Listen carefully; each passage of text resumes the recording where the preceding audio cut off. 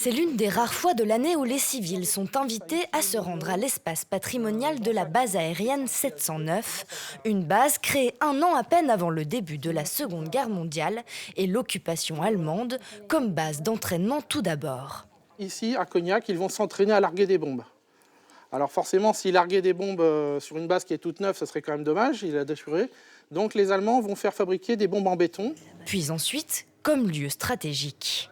Quand les Américains sont entrés en guerre aux côtés des Britanniques, eh bien, la base a pris une plus grande importance, c'est-à-dire que la base était chargée d'accueillir des bombardiers. Et ces bombardiers devaient partir loin au-dessus de l'Atlantique pour repérer les convois de bateaux américains. Une histoire encore méconnue du grand public. Là, j'ai tout appris. Les différentes passages de main, si l'on peut dire, entre les Français, les Allemands. L'occasion aussi de séduire de futurs militaires. 13 domaines d'activité, on a 50 métiers différents. Nous en profitons donc, pour présenter les métiers des armées. Pas plus tard qu'à 5 minutes à l'extérieur, un jeune de 19 ans me semblait intéressé pour être pilote. Et donc j'irai discuter avec lui à la fin de sa visite. Une mission plus ou moins fructueuse. Je ne m'engagerai pas dans une section militaire, même si j'aime beaucoup ce qu'ils font et que je les respecte énormément. Mon rêve, c'est d'être pilote de Rafale.